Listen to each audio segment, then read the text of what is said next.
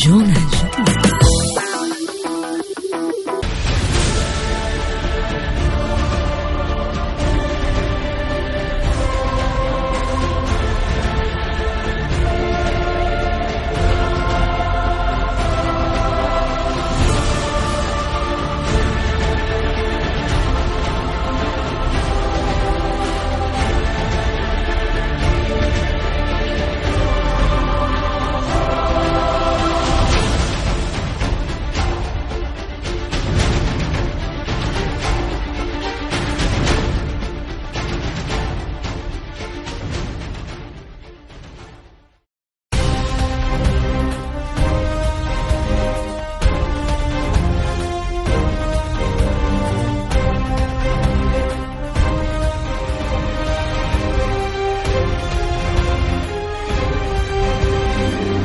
C'était parmi les discours les plus accrocheurs de l'Assemblée générale de l'ONU. Joseph Kabila a épinglé plusieurs points. Il a notamment appelé l'ONU à traiter tous les États membres avec la même rigueur. Il a aussi rappelé ce qui est aujourd'hui à l'origine de l'instabilité dans l'Est du pays. On en reparle dans ces journaux. Aux concertations nationales, c'est déjà les comptes à rebours. Les travaux amorcés plus de 2 semaines par les États généraux devaient prendre fin dès vendredi à minuit. Que retenir alors des discussions?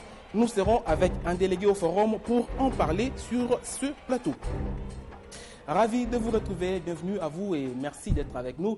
Joseph Kabila a parlé mercredi du haut de la tribune de l'Assemblée générale de l'ONU. Le sujet est encore d'actualité dans un discours complet. Le chef de l'État a notamment rappelé que la paix dans la région du Grand Lac dépend de la mise en œuvre de l'accord cadre d'Addis Abeba et d'un temps ferme. Il a demandé à l'ONU de traiter tous les États membres avec la même rigueur. L'occasion est également pour lui de rappeler l'origine de l'instabilité dans l'Est du pays. Monsieur le Président, c'est aujourd'hui que nous devons commencer à planter le décor pour l'après-2015. La paix, seul gage pour un développement durable, essentiel de l'adresse du président Joseph Kabila devant la tribune des Nations Unies. Joseph Kabila, qui s'exprimait devant ses pairs, a déclaré que l'avènement d'une paix durable dans la région des Grands Lacs dépendait de la fin de l'impunité et de la mise en œuvre de l'accord cadre d'Addis Abeba, qui vise la restauration de la paix dans l'est de la RDC, en proie à l'insécurité depuis plus de 2 décennies. L'avènement d'une paix durable dans la région dépend de 2 conditions majeures. La fin de l'impunité sous toutes ses formes, d'une part, et d'autre part, la mise en œuvre diligente par les autres signataires de l'accord cadre des engagements qui leur incombent au terme du dit accord. Au sujet de cet accord cadre dont la mise en œuvre est mise à mal par les voisins de la RDC, dont le Rwanda et l'Ouganda, Joseph Kabila a démontré devant la face du monde la volonté de son pays d'appliquer les engagements souscrits pour un retour de la paix dans la sous-région. Je voudrais néanmoins réaffirmer la détermination de mon pays de s'acquitter de tous les engagements souscrits dans le cadre de cet accord. C'est dans cette optique que les actions concrètes ci-après ont déjà été posées par le gouvernement congolais.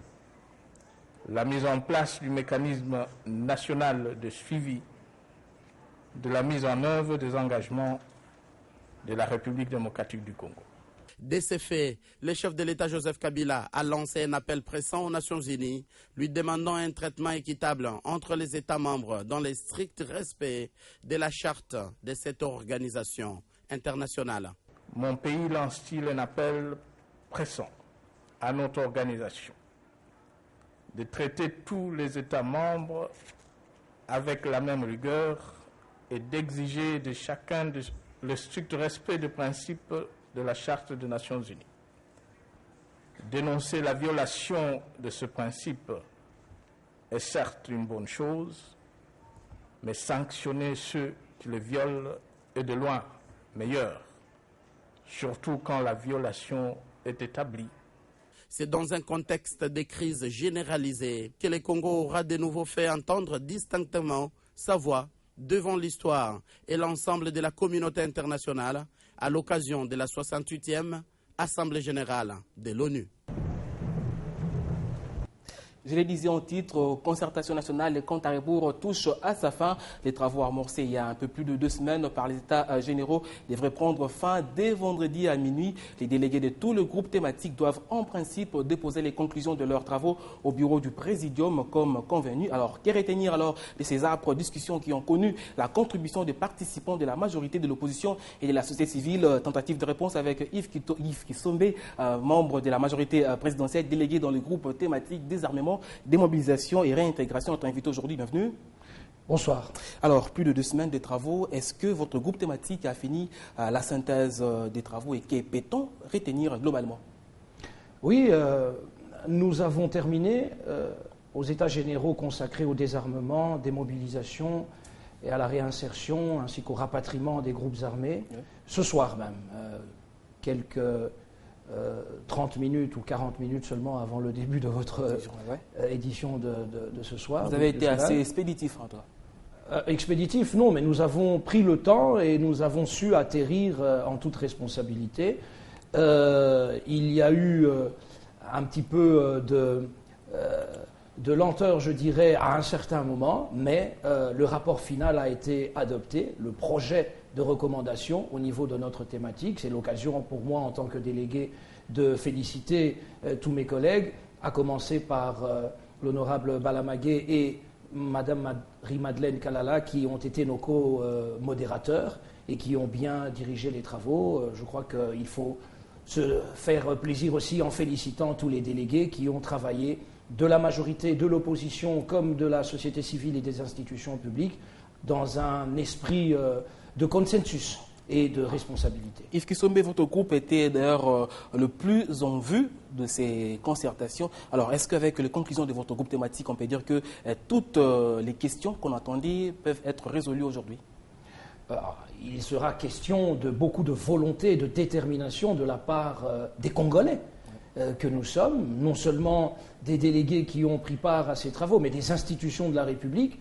Et connaissant la détermination du président de la République à faire avancer les choses dans notre pays dans tous les domaines, je crois qu'il y a plus qu'une lueur d'espoir pour que les recommandations qui seront adoptées venant de tous les groupes thématiques, je crois qu'il y a vraiment de l'espoir pour que les choses aillent de l'avant. Les belles phrases, les longs discours, c'est courant au Congo, mais je pense qu'on est à la croisée des chemins et qu'avec de la volonté, on peut vraiment enfin réussir à faire entrer notre pays dans la dynamique du XXIe siècle. Parlons de votre groupe thématique. Quelle est vraiment la vraie question qui, à votre avis, plutôt trouvera une très bonne solution et qui contentera tout le monde? Je pense que c'est la manière dont nous, Congolais, allons prendre à bras-le-corps le problème du désarmement, de la démobilisation et de la réinsertion, puisque le processus DDR n'est pas nouveau dans le pays. Il a connu des années d'application. Les ratés ont été les nouvelles causes des problèmes actuels, c'est-à-dire un processus DDR non parachevé qui a provoqué des problèmes qui, si cette fois-ci nous les prenons vraiment à bras-le-corps, c'est-à-dire en tant que Congolais, en les finançant nous-mêmes, toutes ces étapes, même s'il y a de l'aide extérieure, mais en étant au cœur du processus de commandement et de financement du processus DDR, eh bien nous arriverons à des résultats, bien sûr en synergie avec toute la logique de développement de notre pays. Dernière question, un peu plus d'une manière générale. La gestion consensuelle de l'État et donc au partage du pouvoir fait des émules. Alors, que va-t-il se passer selon vous? Je ne voudrais pas rater l'occasion de saluer la qualité d'abord, même si je passe un peu du coq à l'âne, mais la qualité du discours du président de la République à cette nouvelle session de l'Assemblée générale des Nations Unies. Je pense que le président Kabila, tout en continuant à être l'apôtre de la paix, n'a pas manqué de faire preuve de fermeté, de rappeler l'idéal de la Charte des Nations Unies, qui est que les États soient des États égaux, traités de manière égalitaire. Et donc je crois qu'il faut saluer cet idéal de paix, doublé d'une fermeté dans le discours, sur le ton du président de la République, et je pense que c'était extrêmement bien fait. Et donc, par rapport à votre question, moi je pense qu'il n'y a pas de sujet tabou Le problème n'est pas individuel, il est question, et le président de la République est l'institution qui sera à même de tirer les conséquences des recommandations qui lui seront faites, notamment sur le plan institutionnel. Il n'y a pas de tabou, les Congolais iront de l'avant de la manière dont ils devront aller de l'avant. Nous ne sommes pas là aux concertations pour que tel demeure au pouvoir ou que tel n'y soit plus, ôte-toi de là que je m'y mette, ce n'est pas la question. Ce qui compte, c'est que la cohésion nationale soit renforcée, l'autorité de l'État renforcée et que l'élan de développement puisse se poursuivre dans notre pays grâce, entre autres, à la vision du président de la République, mais à l'implication de tous les Congolais, chacun là où il se trouve. Yves Kissombe, merci à vous. Je rappelle que vous êtes membre de la majorité présidentielle déléguée aux concertations dans le groupe thématique désarmement. Merci à vous, Freddy Moulumba. La situation économique de la RDC est toujours sous contrôle. Voilà ce qui ressort de la rencontre ce jeudi 26 septembre au ministère des Finances. Il était question pour le gouvernement congolais d'informer ses partenaires de l'Union européenne sur l'évaluation, sur l'évolution de l'économie du pays, un exercice mensuel auquel le gouvernement n'y déroge plus afin de rendre compte à ses partenaires de l'évolution du cadre macroéconomique. Marlon Kachamo. La bonne gouvernance implique la transparence. C'est un exercice que nous tenons sur une base mensuelle et de façon régulière désormais pour pouvoir informer nos partenaires sur à la fois l'évolution de l'environnement général au plan national et international qui a une incidence sur l'activité économique dans nos pays. C'est une vision que le gouvernement congolais a inscrite dans sa gouvernance. Cette rencontre mensuelle en est une illustration. Elle informe les différents conseillers économiques des ambassades accréditées en RDC sur la situation macroéconomique du pays. Nous avons survolé les principaux indicateurs de l'économie de notre pays au jour d'aujourd'hui, disons à partir des statistiques de fin août, et on a engagé une discussion. On a également distribué et discuté un petit peu du rapport Moody's sur la notation de la dette souveraine.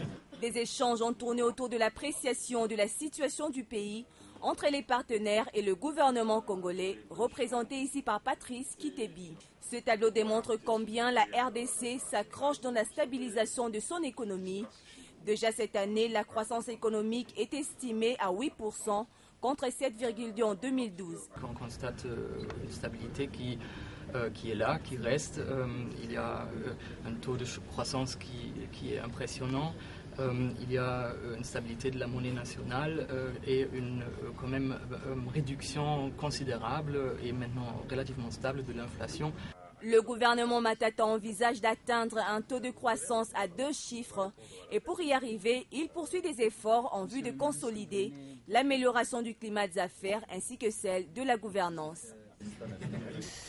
Toujours dans la même perspective, une délégation de la Banque mondiale conduite par son représentant résident à RDC, Eustache Wairo, a échangé avec le ministre délégué aux Finances, Patrice Kitebi. Il était question de discuter du rapport Doing Business, mais également du développement du secteur privé en RDC et aussi de la question de la bonne gouvernance, notamment le rôle du gouvernement de province par rapport au gouvernement central. On le suit. Les réformes qui sont faites aujourd'hui vont donner des résultats d'ici quelques temps. Donc les gens ne soient pas surpris si le classement de la RDC ne s'est pas amélioré. Ce n'est pas par faute d'avoir essayé, mais c'est parce que les réformes prennent du temps. Et nous sommes mis d'accord avec le ministre des Finances sur les différentes réformes qu'il fallait poursuivre. La création d'entreprises, la facilitation pour l'accès au crédit et également l'accès à l'électricité. Le deuxième sujet dont nous avons parlé concernait essentiellement la question du secteur privé. Comment faire en sorte que les petites et moyennes entreprises congolaises aient accès au financement. La Banque mondiale va préparer une nouvelle opération de 30 millions de dollars pour permettre aux PME congolaises d'avoir accès à des financements. Et des financements à bas prix qui leur permettent de développer leurs activités commerciales. Et le troisième sujet dont nous avons parlé, c'est la gouvernance, les rôles des autorités provinciales par rapport au gouvernement central et la clarification des responsabilités et le renforcement des capacités au niveau provincial. Nous avons un financement additionnel de 67 millions de dollars sur 4 provinces et on espère à la fin de ce financement additionnel que les provinces seront en mesure de mieux utiliser leurs ressources et de délivrer des services pour les populations. Également dans l'actualité, la levée de la grève de médecins, le feuilleton fait actuellement l'objet d'une vaste polémique entre deux structures syndicales de la corporation. Si les SIMECO, syndicat de médecins du Congo, est favorable à la fin de la grève, les SINAMED, syndicat national de médecins, pensent plutôt le contraire. Il va encore plus loin en décrétant 3 journées sans blouse blanche à Kinshasa, une cacophonie qui a envoyé les ministres de la Santé sur terrain pour décanter la situation. Héritier Manda, Arlette Matondo. Ces listes de présence indiquent le nombre des médecins qui se sont présentés ce jeudi au lieu de service, malgré le mot d'ordre de la radicalisation de la grève décrétée la veille par le syndicat national des médecins de la RDC. Mais qui sont en train d'être payés. Ils méritent. Médecins, infirmiers, tous étaient là, du moins dans tous les hôpitaux sillonnés ce jour par le ministre de la Santé. 3 hôpitaux ont été ciblés, notamment l'hôpital Saint-Joseph à Limété, l'hôpital de référence de Kitambo et la clinique Ngaliema. Nous pensons donc que c'est l'occasion pour nous de lancer un appel officiel et solennel à tous les médecins, quelle que soit leur appartenance syndicale, pour comprendre qu'il est important que nous sauvegardions les acquis de la corporation et que nous nous abstenions de tout ce qui peut mettre en danger aussi bien les acquis que ce que nous venons de négocier avec le gouvernement de la République. Par cette inspection, le ministre de la Santé compte remettre de l'ordre dans ce dossier. Une mesure disciplinaire est prévue pour sanctionner les médecins absentéistes. Nous sommes en train de prendre les présences. Le règlement de carrière nous dit 8 jours quand vous n'avez pas presté, ça veut dire que vous n'avez pas presté le mois. Au 8e jour, nous allons récupérer les listes. Et je tiens à le dire, la prime de risque qui sera payée au mois d'octobre sera payée à ceux qui auront pris le risque. Même si vous refusez d'admettre les malades, d'abord le médecin, du fait du serment d'Hippocrate qu'il a prêté, il ne peut pas laisser les malades mourir. Mais cela coïncide un peu avec ce que nous avons eu comme information. Il y a eu une politisation à outrance, malheureusement, de cette grève. Le gouvernement invite donc les médecins récalcitrants à respecter le serment d'Hippocrate, comme pour leur rappeler qu'ils sont liés à des obligations légales, morales et éthiques. On se rend à présent au Kasaï occidental. Le commissariat provincial de la police a un nouveau bâtiment construit par le programme de recevabilité du système de sécurité et des réformes de la police. La cérémonie de la présentation de cette enceinte qui mesure 920 mètres a été présidée par le vice-gouverneur de province Delaire Kawino. C'est la toute première fois depuis l'époque coloniale qu'un tel chef-d'œuvre est érigé dans la province. Grâce à l'amour. Voici le nouveau bâtiment qui va abriter l'état-major de commandement du commissariat provincial de la police du Kasaï occidental. Ce bâtiment se situe dans la commune de Katoka, dans la ville de Kananga. Peint en beige, ce bijou de 2 étages s'étend sur une superficie de 920 mètres carrés et c'est en présence de bénéficiaires, des membres de la société civile du Kasaï occidental et de plusieurs personnalités que le vice-gouverneur du Kasaï occidental, Delaire Kawino, a coupé le ruban symbolique, ouvrant ainsi les portes de ce bâtiment où les policiers du Kasaï occidental travailleront dans de bonnes conditions. Le vice-gouverneur du Kasaï occidental a fait savoir que c'est pour la toute première fois depuis l'époque coloniale qu'un pareil chef-d'œuvre est érigé dans cette province. À en croire Delaire Kawino, les mérites revient au chef de l'État Joseph Kabila, initiateur de la réforme de la police nationale congolaise. Rappelons que dans le cadre de cette réforme, 3 textes d'application de la loi organique de la police ont été transmis au gouvernement. Ces textes, une première en RDC, précisent les missions de différentes structures de la police. Fier de cet ouvrage, le général-major Mouchaïl Tambou, commissaire divisionnaire de la police, a appelé les bénéficiaires à en faire bon usage, tout en souhaitant la construction de nouveaux bâtiments de la police dans la ville de Chikapa et dans d'autres chefs-lieux de 10 territoires que compte le Kasaï occidental. L'Institut national de préparation professionnelle aura très prochainement un nouveau centre au Sud Kivu. Sa construction est annoncée pour d'ici 1 an ou 1 an et demi sur financement de l'Agence française de développement. Justement, une délégation conduite par les directeurs résidents en RDC de la structure était d'ailleurs sur place.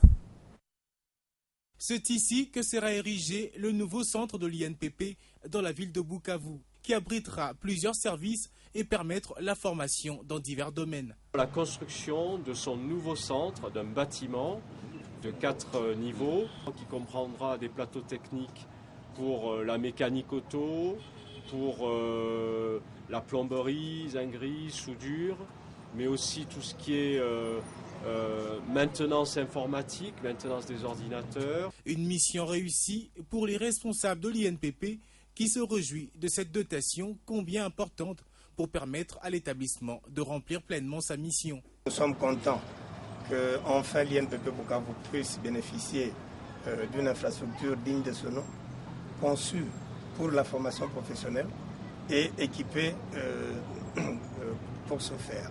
Ce qui va permettre à nous rapprocher des conditions de travail dans l'industrie et améliorer de cette manière la qualité de nos prestations. Sur place, profitant du séjour, la délégation a eu des échanges sur le fonctionnement des services avec les responsables provinciaux. Les visites dans les ateliers n'étaient pas en reste. Et on va finir par le sport. Ce n'est un secret pour personne. Les Léopards Dames Juniors de handball ont été récemment sacrés vice-championnes d'Afrique à Oyo, au Congo-Brazzaville. Elles ont raflé au passage une qualification au prochain championnat du monde prévu au mois de novembre en Serbie. Et mercredi, elles ont présenté leur médaille au Premier ministre Matata Mponyo qui a rassuré du soutien inconditionnel du gouvernement à cette joute mondiale. Suivez. Quelques jours après avoir raflé la deuxième place au championnat d'Afrique des Nations juniors de handball, une place qualificative pour la Coupe du monde de la spécialité qui se tiendra en Serbie au mois de novembre prochain, les Léopards handball juniors de la RDC tiennent à défendre valablement les couleurs congolaises. Et pour y arriver, la préparation doit suivre. C'est ce qui justifie d'ailleurs cette réception leur accordée ce mercredi par le Premier ministre Matata Mponyo. Très fier ici de ses ambassadrices qui ont fait l'honneur du pays. Le président Joseph Kabila Kabange, comme vous le savez, c'est un homme qui tient beaucoup à la jeunesse, qui tient beaucoup au sport. Et il nous l'a toujours dit, je veux que le flambeau de l'RDC flotte dans le monde entier. Et l'une des façons de faire flotter ces drapeaux, c'est effectivement par le sport. Échangeant avec le chef du gouvernement congolais, les handballeuses, vice-championnes d'Afrique, ont épinglé également toutes les difficultés qui secouent leur sélection avant de louer les efforts consentis par le gouvernement à leur faveur. Nous vous rassurons, Votre Excellence, que nous allons toujours continuer à nous battre pour mieux représenter les couleurs de la nation congolaise partout où nous allons nous retrouver. Cependant, nous vous demandons de ne pas baisser les bras, de toujours continuer à nous soutenir.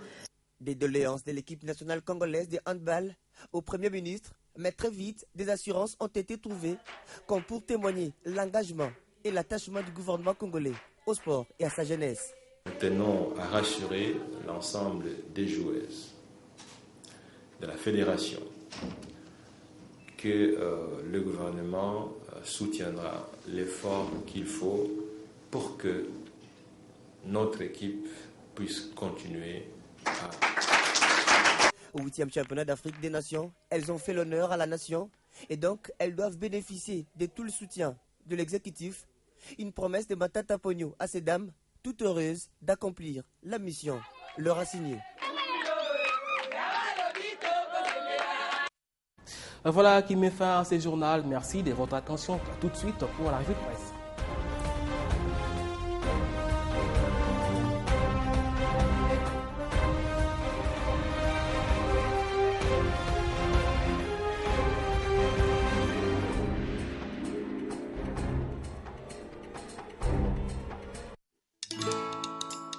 Dans la vie, nous avons tous des rêves, objectifs et aspirations.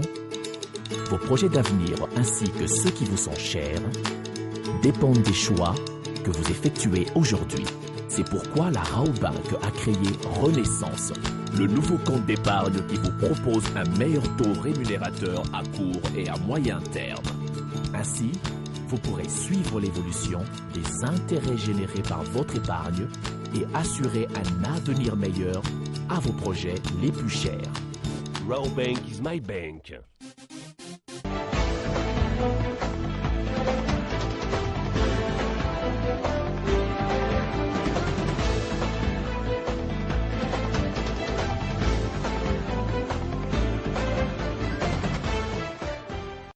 Les titres traités dans la presse locale et les médias en ligne. Aujourd'hui, c'est avec Grace Salambo. Bienvenue. Merci Freddy. Alors, ouvrons cette revue de presse avec le site direct.cd qui titre ONU. Joseph Kabila dénonce le Rwanda.